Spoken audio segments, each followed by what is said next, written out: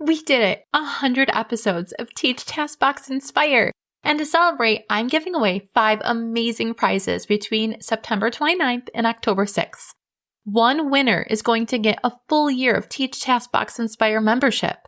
60 boxes and you're done. 2 winners are going to get a $100 gift card to my Chalkboard Superhero store. 1 winner is going to take home the Independent Work Systems Starter Kit. And 1 more wins the Functional Life Skills Bundle. Entering is easy. Just fill out the quick form linked in the show notes. Want a bonus entry? Leave a 5-star review on Apple Podcasts and share your thoughts. This is my way of saying thank you for listening, supporting, and growing with me through 100 episodes. Entries close October 6th. Good luck, and let's celebrate together.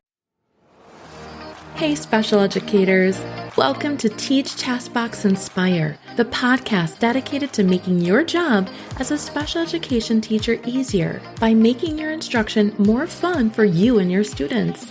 Inside each episode, you'll learn how to get the most use out of your task boxes in the classroom. I'm your host, Lisa Holiday from Chalkboard Superhero, a veteran special education teacher passionate about empowering you with purposeful teaching strategies, helpful tips and tricks, and other classroom management tools that will help you thrive in your role.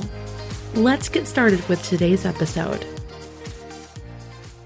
Hey there, special educators. Welcome back to another episode of Teach Taskbox Inspire. I'm your host, Lisa Holiday, and today we're doing something a little different.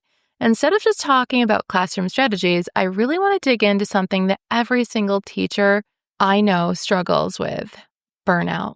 Yep, that word we don't always like to admit is creeping up on us, but teaching is rewarding, it's powerful, but let's be honest, it can also be exhausting.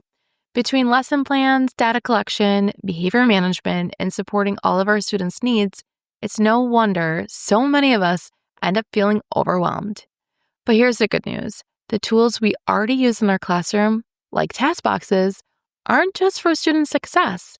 They can actually be a survival tool for us teachers too. Today, I'm going to share how task boxes can reduce your stress, save your valuable time, and give you a little more breathing room in your day. Because let's face it, we can't pour into our students if we're completely drained. So let's start by naming it. Teacher burnout is real, and in special education, it can feel even heavier. You're juggling paperwork, IEP deadlines, supporting paraprofessionals, collaborating with gen ed teachers, and, oh yeah, teaching. I remember my first year in the classroom. I had bins everywhere, visuals half laminated, and a to-do list longer than my arm. I loved my students, but I was barely keeping my head above water. And when you're constantly working in survival mode, it's easy to lose the joy that brought you into teaching in the first place. Here are some signs of burnout. You're exhausted before the school day even starts. You feel guilty taking a sick day. You're short-tempered with students or colleagues. You start doubting whether you're even making a difference. Does that sound familiar? If so, you're not alone. So here's where task boxes come in, and not just as a student resource, but as a teacher sanity saver. Number 1, task boxes reduce planning stress. So instead of scrambling to come up with something new every day, you've got a bank of ready-to-use activities. That means less time lesson planning at night and more time with your family, or just relaxing, or doom scrolling. Number 2, they create pockets of breathing room. Imagine this. You've got a student in crisis, or you need to have a quick chat with a paraprofessional. Instead of the rest of the class sitting idle or escalating, you can say, okay, go grab a box. Task boxes give you 5, 10, or even 15 minutes to kind of regroup. Number 3, they build student independence. When your students are working independently, you're not constantly putting out fires or prompting every single step. Over time, you start to see students manage their own work, which is rewarding for them and freeing for you. And number 4, they prevent decision fatigue. You know when it's the end of the day and you can't just think of one more thing. Task boxes remove that pressure.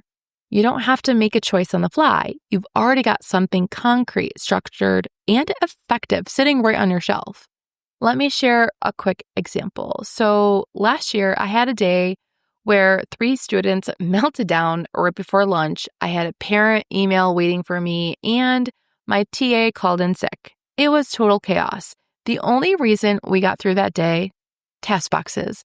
My kids knew the system, so while I handled one crisis, the rest of the group stayed engaged. Without that structure, the entire day would have completely unraveled. So how do we actually use task boxes as a survival tool, not just for students, but for us? Here are some practical strategies, and yes, you can write this down. Rotate, don't reinvent. So don't feel like you need to make 100 different boxes. And believe me, I have like 800 boxes. I want you to start with 10 to 15 solid ones and just rotate them. Students don't mind some repetition nearly as much as we think. Use them as your back pocket plan. Keep a few to-go boxes ready for those days when the copier jams or the internet is down and your smart board isn't working, or maybe your lesson just flops. We all have those days. Build them into transitions. Instead of downtime between activities, which often leads to behavior issues, use boxes as a way to keep students engaged and minimize chaos. Train your paraprofessionals, and I say this 100 million times. Once paras know the system, they can run a task box center with little direction, which frees you up for other tasks. And the last one is give yourself permission to lean on the task boxes, and this one's big. Sometimes we think we're, less of a teacher if we're not reinventing lessons every single day. But task boxes are teaching. They're intentional. They're skill-based. And they're super effective. It's okay to let them carry some of the load. At the end of the day, task boxes are just one piece of this huge puzzle. You also have to care for you.